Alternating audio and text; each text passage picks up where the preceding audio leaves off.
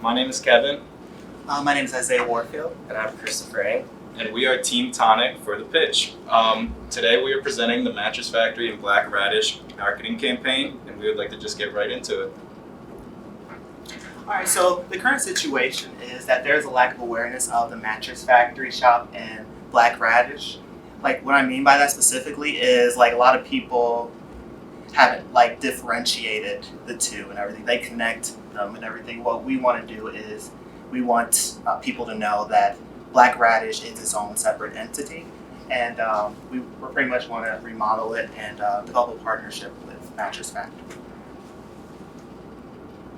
So our campaign objective is, again, to increase awareness. It's to establish shop and cafe identity, because again, it's its own entity. We want to create that uniqueness of that entity as well. And then we want to promote foot traffic and word of mouth. So the demographics that we are primarily focused on are ages 60 and up, local entrepreneurs, families, and those pretty much all in the north side community. And so, So I just want to say, this cafe, we really want it to be a hub to inspire. We don't want people just to come in and, look at the shop and get a coffee or something. We really want it to be someplace you can refresh your mind and feed your creativity. So that's why we came up with the idea of food for thought. Now, this is a central point that we are trying to build upon for this marketing strategy. Food for thought is combining culinary and artistic creativity together. We want to ignite authenticity. We want to make people feel like when you walk in, you smell the coffee, you look at the art on the wall, you just feel this great vibe going in, and you really just want to say, wow, this is an experience I've never had before. I need to come back here. And additionally, we want to encourage a collaborative workspace. So think about, you have an hour to meet with clients. What are you going to do? Well, you're going to take them to, the Mattress Factory shop and cafe, because you want to show them a nice time. You want to say, hey, this is a Pittsburgh staple. You got to check out the art. You got to look at, get a nice coffee and a nice meal by Black Radish. It's our new partner. It's great food, great atmosphere, and ultimately we just want to inspire the people coming there. Yeah, so I'll be going over some of the different tactics that we've come up with that really realigns with our Food for Thought campaign.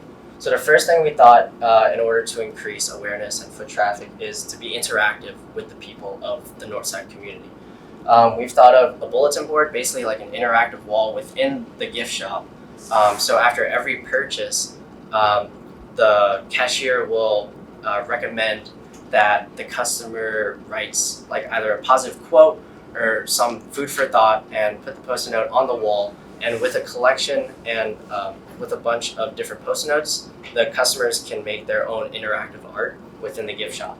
We also decided on a gift with a purchase. Basically, we've decided on an idea of a basic little tag on the gift bag that both has the Black Radish logo on it and the Mattress Factory shop logo on it. And on the back, it says to give the gift of food for thought.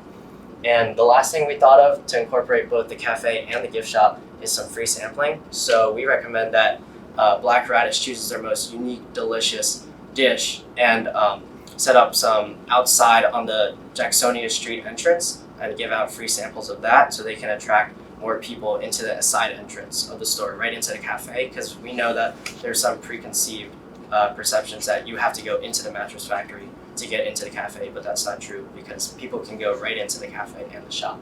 And in terms of free sampling for the gift shop, we've decided on designing some different pins, and that way people, it's very stylish and people can wear them on their backpacks, their hats in general. So here's two mock-ups. We've got two different designs for the tags that'll go on the purchase bags, and on the back of them we'll have the quote that says to give the gift of food for thought. And here are the designs we've had for the pins. We have both the logo of the Mattress Factory and the Black Radish, and since they are stylish, people can wear them. It's very bright, so people on the street will be like, oh, where'd you get that pin from? And then you can say, oh, I got it from the Black Radish Cafe near the Mattress Factory. And finally, we've thought about differentiating within the gift shop in terms of merchandising. So for different sections of the store, such as the books and notebooks, we came up with a sign that says "Feed Your Knowledge," in terms of games and activities, we've come up with the phrase stimulate inspiration and feed your style for different design and clothes. And one of our bigger ideas was to create an Instagram challenge, really trying to hit consumers on the digital and social media side. So we came up with a Food for Thought campaign and engagement post. So basically what this is that the Black Radish Instagram page will post a dish every week, and underneath their caption they'll have a little question or a riddle, basically food for thought for all of their followers. And there's a bit of an incentive, so if customers go into the store or into the gift shop and give the correct answer, then they can either get 10% or 20% off within the store or get a free beverage as well. So that's a little incentive in order to get more consumers inside of the cafe and the store. And in addition, with signage infused with the campaign, posting more of those signs as I stated earlier, such as like feed your knowledge, stimulate inspiration, stuff like that. And here is a different mock-up of the signs that we kind of created in terms of signage on the streets or for different flyers that we can hang out.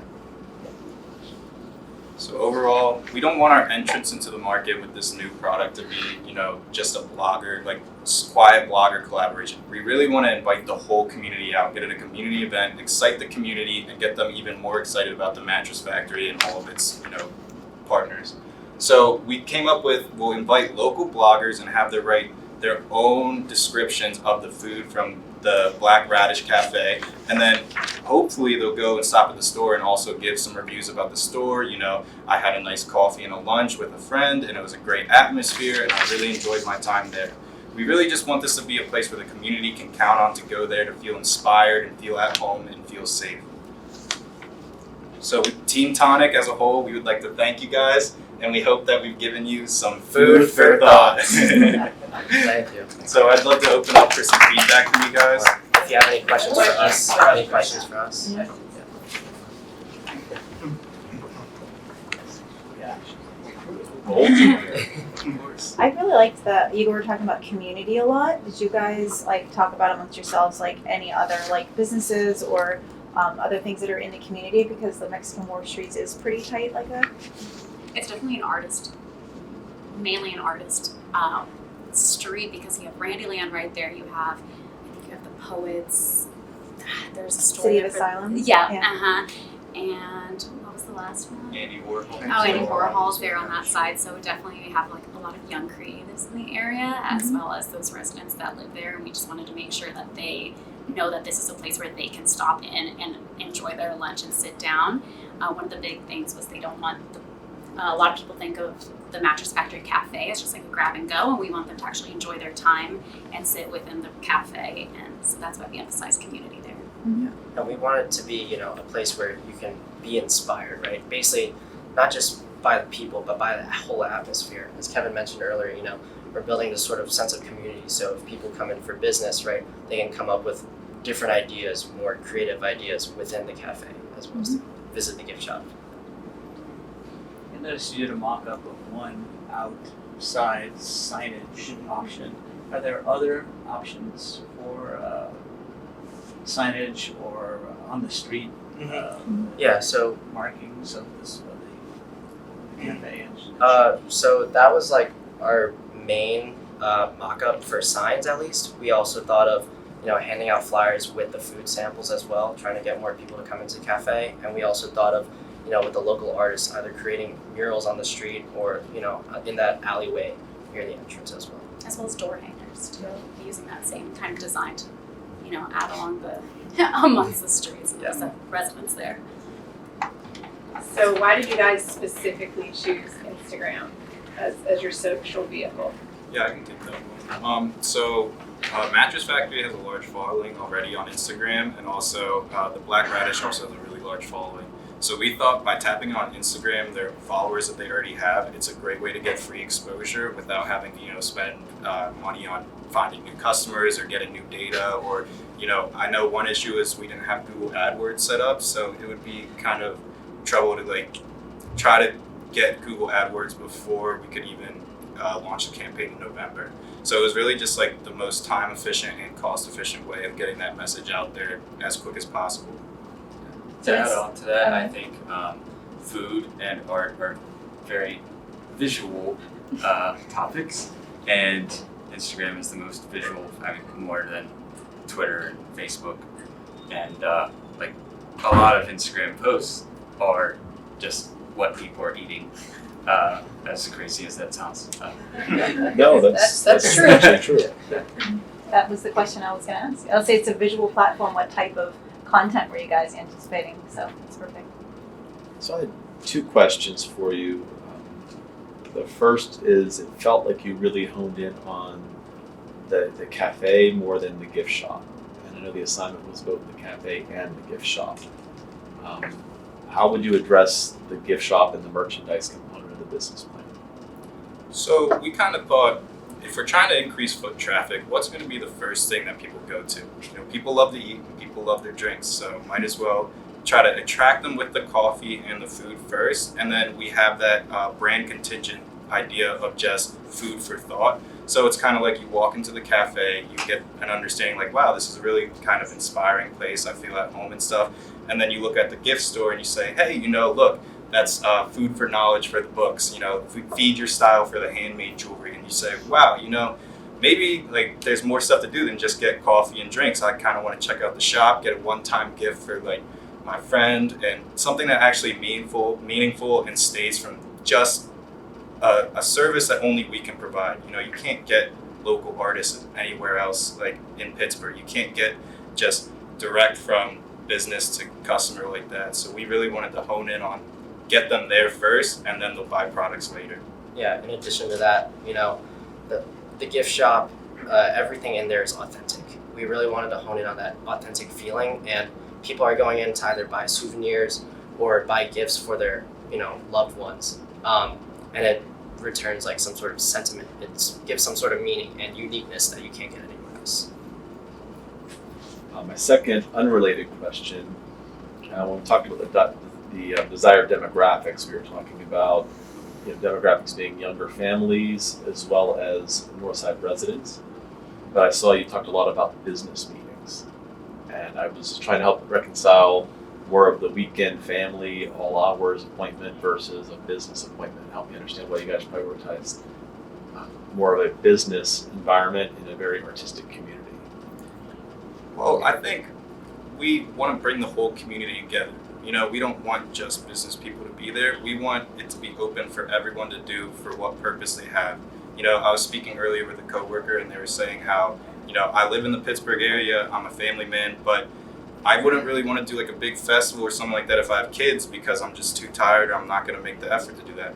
But if we have, say, a nice coffee shop that's more of like a relaxed setting, a break for them from their kids, where their kids will be calm, they'll have food to eat, healthy options for the children. The parents are happy because they can have their coffee and chat with friends while everyone's just enjoying the time there. It's really just, we're focusing on community first, and then trying to get everyone in the community there as much as possible. Tying into what Craig said, in your demographic breakdown, you had 60 plus as the first item on your list. It didn't seem like any of the tactics that you were showing had anything particularly to do with an older demographic. Am I missing something, or how do you think that they would be addressed? I think that if I had to be honest, I feel like, it's hard to really change these attitudes they already have about places. And 60 plus, they've already been to the Mattress Factory if they live around here, and they're already repeating members. So we would hope that this would kind of give a fresh spin. Maybe they didn't know that the cafe got redone. So they're walking down their normal streets, there's arts on both sides, they're looking, and they walk past the new cafe and say, wow, that looks like a great location to check out. It's more just, we wanted the shop to kind of appeal to that, kind of like with, how it's feed your, like, make you feel young, feed, your knowledge, feed your creativity. We really just wanted to kind of have a straight brand across that all consumers could kind of get something from. And we felt that the store would be a great option for, the older people to come in and like walk around and appreciate the branding, get their like tags afterwards, get their free samples and kind of just try the whole situation out. But any outreach specifically to that outside of the building itself? Yeah, I would say outside of the business or the building itself, the only thing would be the free samples outside that we're thinking about offering. So like kind of to attract, you know, the older generation to come in and try our food and then maybe like it and then come back again. No thoughts about online appealing to the dinosaurs? Well, I think I wanted to make the point that I think, you know, the dinosaurs are more tech savvy than they believe. I would definitely say a lot of them do have Instagram and a lot of them are able to, you know, participate in that. And I think something like a riddle challenge would be, you know, really interesting for the older generation to get into because it's not like a quick riddle. It's you actually think about it and wow, I can get a free coffee or 20% discount by solving a riddle. They have the time to do that and they might as well try to, you know. It wasn't in the presentation, but we did talk about how if we got an email database of the current members of the Mattress Factory or the people that were at the gala, then we could communicate with them as well through email just to let them know about this rebranding and what we're doing. And I think that would, a lot of the people that we have the emails of fit that 60 plus demographic. Other questions?